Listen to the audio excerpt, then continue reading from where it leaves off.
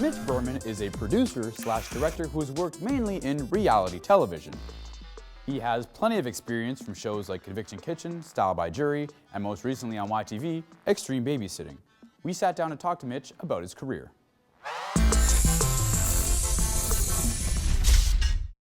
Hey, we're here with Mitch Berman, producer, director. Huge career. He's worked on everything from Extreme Babysitting, a quick stint on Conviction Kitchen, tons of reality work, nominated for a Gemini, and he's here today to talk with us about day in the life of his job and his background as well. How you doing? Thanks for having me. Let's go back a bit. Sure. When did you first find yourself interested in doing TV? All my life. Yeah. I mean, I grew up as a kid, I was a TV junkie. I was one of those kids that they do studies on. Right. If your kid is watching 18 hours of TV a day, there's probably a problem. But I always loved TV, and I always knew growing up I wanted to do something in entertainment. I acted when I was a kid. I was always involved in media stuff. And so, went to university, went to McGill, but they had a film department back then, and did that. And as soon as I can get a job doing, hauling boxes for a production company, I jumped at the chance. And as soon as I graduated, I moved out to Los Angeles for about 6 months, got my start there, and then after that came to Toronto and just worked my way up, but always wanted. So you've done a lot of reality work then. Yes. So I guess what a lot of people at home wonder is how real are reality shows, right? Because sometimes it seems a bit too real, if you know what I mean. Yeah. Reality shows, look, they are real. Okay. They're all based on a real something happening. Okay. But the truth is reality is boring. Yeah. Reality is boring, and there's certain times you have to tweak reality to make it a little more interesting. And every show is different because every show will have its own mandate. Every network will have its own mandate. Right. A lot of networks will say, yeah, this is a great idea, but you need to jazz it up. And I don't care if you fake everything. That's what we want. And other networks will say, no, I mean, this has to be docu. This has to be doc, and leave it alone and don't tweak. What do you prefer? Do you prefer when it's super dramatic or when it's more real life? I'm sick of contriving reality. Okay. I'll be honest with you. Who isn't? Yeah, no, the industry had gone that way a lot. It's a lot more work. Yeah. But often it makes better TV, because if you know how to do it well, and a lot of people don't, if you know how to do it well, you can do it seamlessly, and you don't have to contrive too much to still make it good. Okay. What about Extreme Babysitting? How does do you do a lot of that on there, or? No, that's a prank show. Okay. A real person is coming into a situation where they think they are babysitting for a real family, for real kids, not knowing that everyone there is actors, and there's cameras hidden all over the place. So we have a script. We have a very tight script because we have to get our babysitter from A to B and go exactly where we want them to go and do exactly what we want them to do. Okay. But there's still that variable that this person doesn't know it's a TV show, and they can have their own ideas of doing things, and you have to be able to flip on a dime. But we'll never go and contrive everything. Exactly. Because you can't. In that situation, it would never work. So another reality show that you worked on was Conviction Kitchen. Yes. Which, for people who had watched it, was a little, pretty, I don't want to say infamous, but it was definitely different, very unique. Yeah. So for, shows like that where they're, real ex-cons, right? Do you, how many background checks? How many people do you go through to find your cast? There was a huge casting vet on that one. And tons of background checks. That was a really important one, because we wouldn't take anybody who had a history of violence, right, or had or any of their crimes were we didn't have any murderers. We didn't have any people whose crimes were abusive, because it's just not safe, and we didn't want to glorify that. Exactly. But we knew we were getting a lot of drug addicts. We were getting a lot of petty thefts. We were getting a lot of that, and the beauty of that, the great thing about that show is we really were helping them. Exactly. But like we were talking about reality TV, we didn't have to fake anything. Right. Their reality was so much better than anything we could possibly write.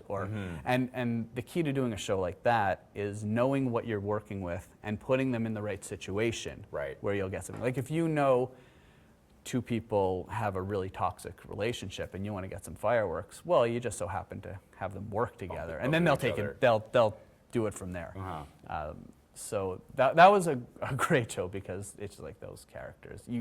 TV is all about characters. Absolutely. And those characters were just off the charts. So what was like a day, like a typical day of work for you on a show like that? On like a, well, let's Conviction Kitchen, let's start with that. What's a typical day in life for that show? That one, because it was a restaurant show, all the meat really happened in restaurant hours. So it was night shooting. Okay. Right, because the restaurants open at typically for dinner around 5, close down around midnight. So we would get to set probably around noon. Okay. Just to get set up, get everything going, pre-production meeting, talk about what's going on. We would have a plan of what we were going to do that day because we had there was kind of two teams of convicts working in the kitchen. There was ones who worked in the kitchen, ones who worked in service. People who work in service start around 2 o'clock getting the restaurant set. Okay. The guys who work in the restaurant come in late around 4 o'clock, but they'll go till midnight. And just finding out what the day was, and then we'd sit there, and around 5 o'clock, we always had the cameras going. Absolutely. Right? From the second they walk in, we're down there in the control room. We have 2 cameras on the floor following everything going on, and we're just rolling. Just rolling and rolling and rolling and picking up interviews, pulling them aside and interviewing them about what just happened. And we just go through the whole day, and then we just hand that huge stack of footage off to the editor and say, have fun with this. Yeah, precisely. Just go home and sleep easy, right? And come back and do it the next day, and guaranteed someone would do something. And it would be like, well, we're not doing that anymore because we're following that story.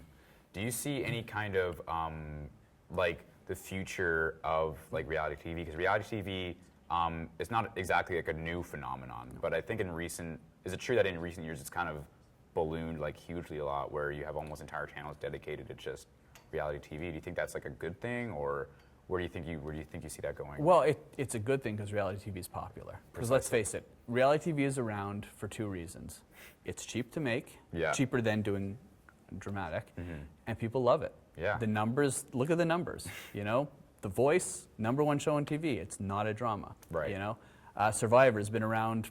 It's like 14 years. More than that. It's like in its 23rd season because people watch it. Yeah. So, say what you want. It's not everybody's taste, but there's so many genres of reality TV, from cooking shows to lifestyle shows to competition shows to everything, that there is something that everyone's going to want. Reality TV it's not going anywhere. No. I mean, it's been around since Candid Camera started. Yeah. To The Real World. People forget, The Real World was around, God knows when. Yeah, exactly. People think that Survivor was the first one. Real World was around long before that. It's like, it's not going anywewhere. What's like the biggest difference between being a producer and being a director then? TV it's a producer's medium. Okay. In a sense, film is a director's medium. Right. TV is a producer's medium in the sense that the producer runs the show. Okay. Makes every creative decision pretty much.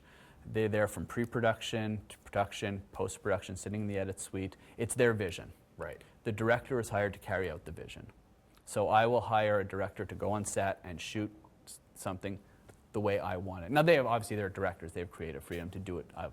Do it the way they think is right. But they're following the mandate of something the producer has set up. Okay, I see. So the producer really, you oversee. You hire everybody. The puppet master. Exactly.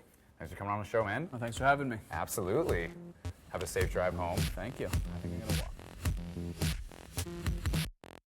Did you know that some of the props used in the 2005 remake of King Kong were used in the original 1933 version? These props came from Peter Jackson's personal collection and include spears, shields, and drums. Whoever said you can't reuse old props?